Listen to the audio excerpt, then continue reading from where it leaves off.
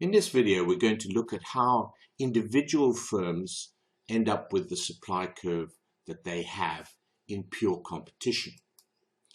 We saw in an earlier video by Ken that firms in pure competition will supply output in line with their desire to maximize profits.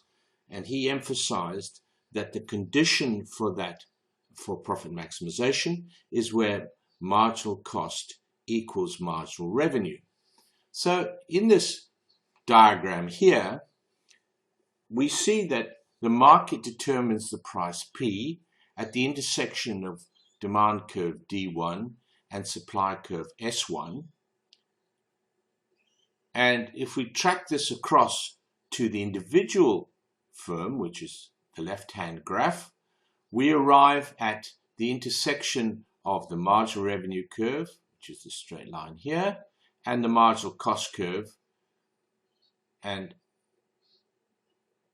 we see that the red dot tells us that at that market price, the firm is a price taker and simply will supply what it can given its cost situation, in this case, the quantity QM.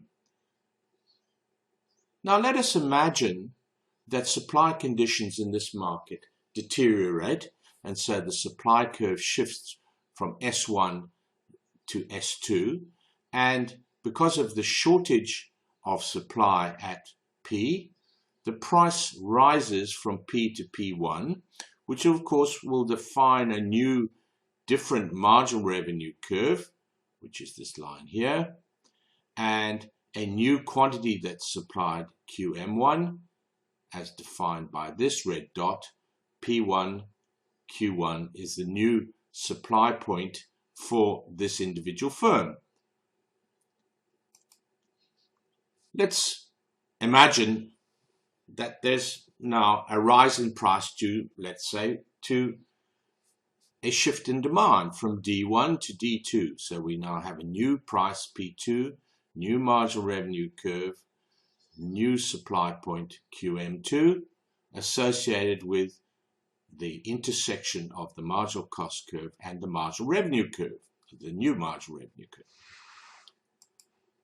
Finally, let's say that supply conditions really deteriorate and the supply curve shifts from S2 to S3.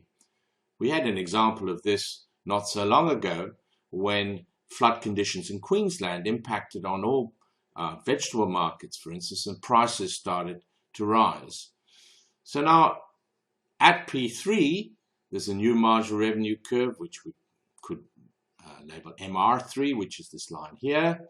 And at the intersection of the marginal cost and marginal revenue curve, we have a new individual supply of QM3. So our general conclusion now is that as the price rises, so the willingness of this firm to supply rises as well. In other words, the supply curve is this solid red line indicating how much the firm is prepared to supply at different prices.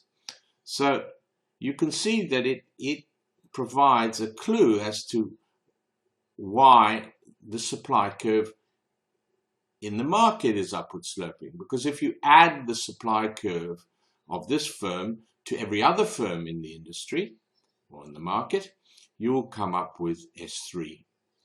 So in other words, the market supply is the sum total of the marginal cost curves for individual firms. So the firm's individual supply curve is from this point here upwards. Why this point?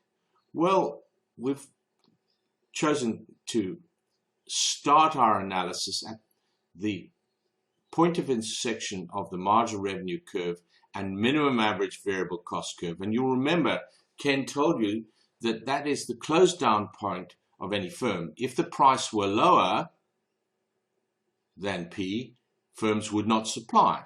So obviously for prices below P, there is no supply. So the supply curve effectively starts at this point.